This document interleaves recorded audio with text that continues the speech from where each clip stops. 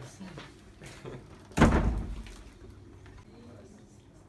Today we're going to present our company Casero. So I'm the CEO.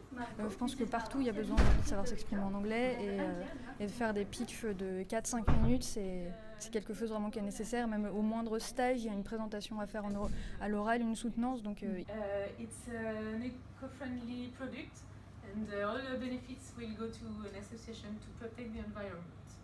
It's a simple product with few materials and equipment. It requires little time to produce big quantities. Pour moi, pitcher en anglais, c'est un peu plus complexe vu qu'on a moins de présentations que ce que Margot avait en général dans ses cours.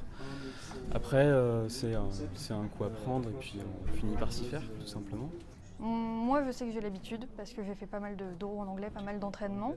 Alors moi, un conseil que j'ai donné, c'est par exemple quand on connaît son texte, je pense qu'il n'y a pas besoin d'apprendre un texte par cœur. Il faut savoir ce qu'on a à dire et comme un livre, on sait le vocabulaire. Une fois qu'on sait le vocabulaire, on peut improviser peut-être plus facilement dessus, même si c'est pas toujours très simple.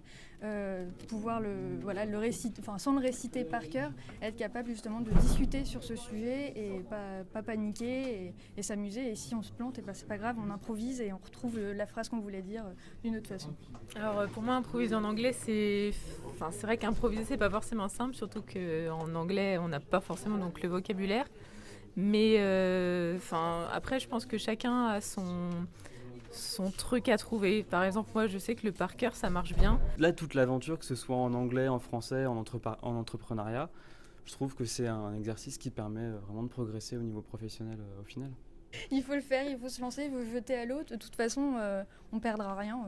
Éventuellement, bon, il y a quoi, un peu de ridicule, mais on sourit, on rigole, ça fera rire le jury, et puis voilà.